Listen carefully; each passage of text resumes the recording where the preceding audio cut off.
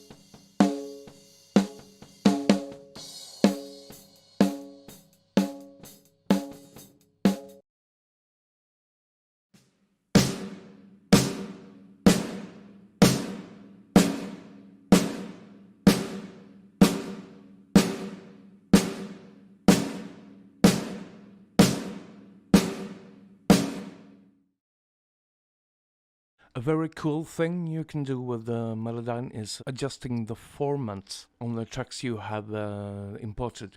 That can be useful for a lot more things than just vocals. In the case of the snare drum, we can use it to darken the sound a bit, depending on what will suit the mix you're working on.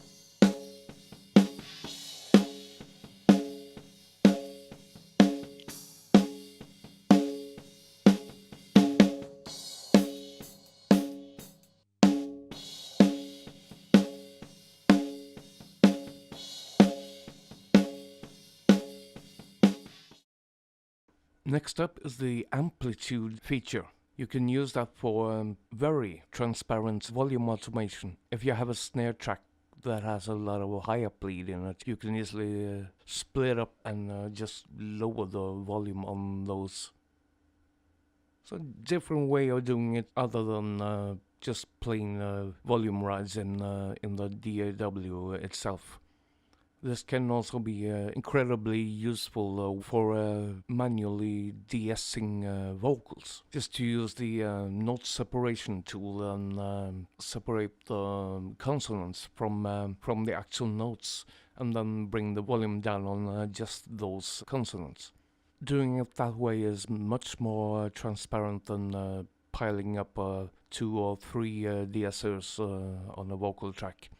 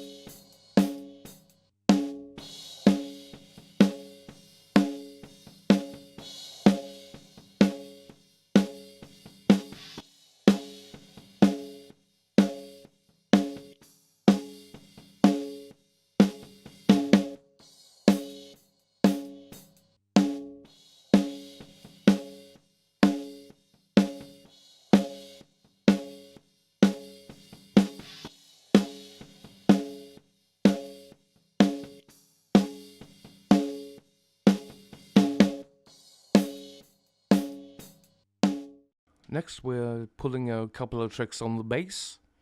If you have a bass guitar with some intonation issues, you can easily just highlight a few notes and pull them back in. Same thing goes for direct guitars and stuff like that. And same thing with the bass, you can easily use the formant tool for dulling or brightening the bass sound. As usual, the mix is always the boss. Thing is with Melodyne, it's a great tool, but how you use it is up to each and every one of us.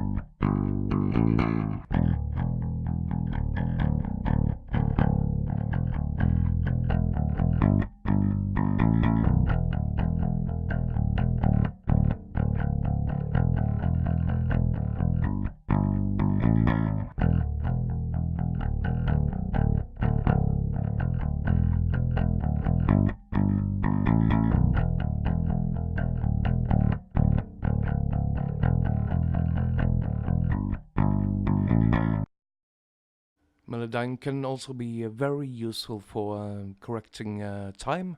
Say if you highlight the whole track, you can use the time macro and just nail it to the grid.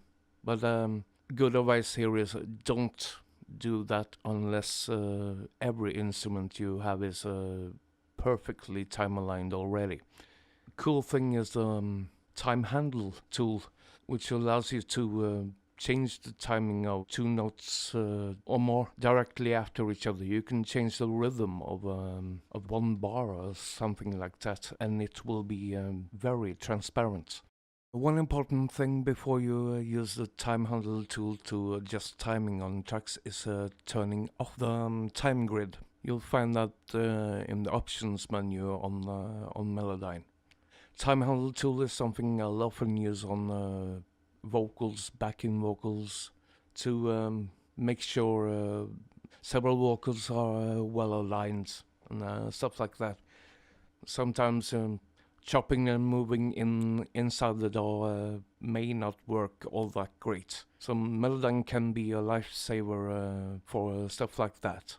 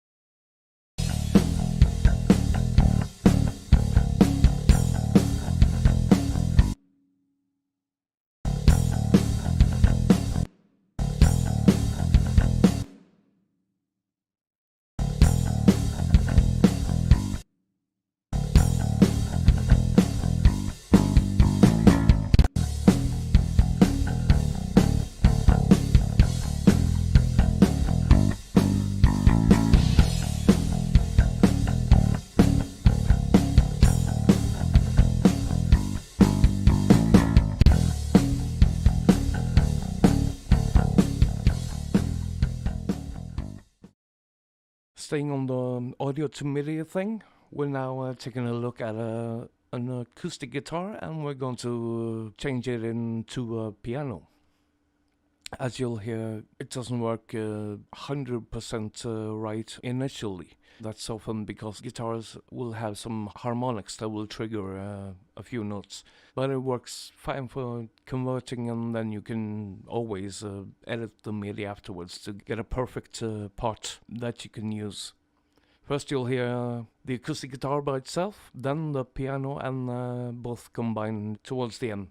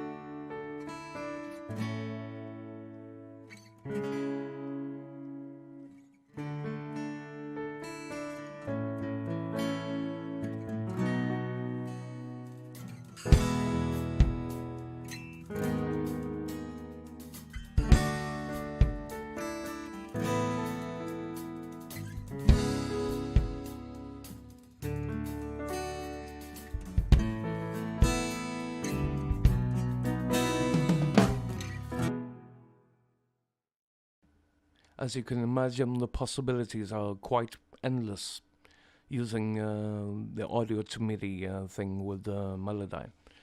Last, we're taking a look at a keyboard track from a pre-production recording of one of my bands. Here you'll hear the keyboard player plays a wrong chord in one of the bars there. You can easily use Melodyne to copy and paste individual notes from a bar before it or something like that. And it works very well.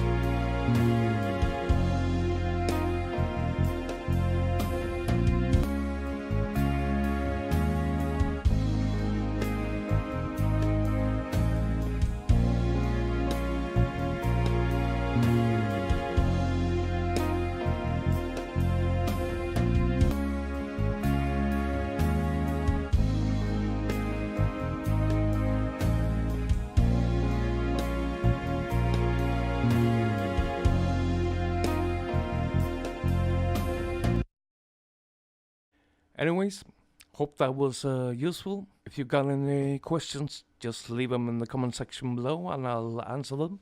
Please subscribe and hit that bell so you don't miss any upcoming videos. And I'll be back over the weekend. Cheers!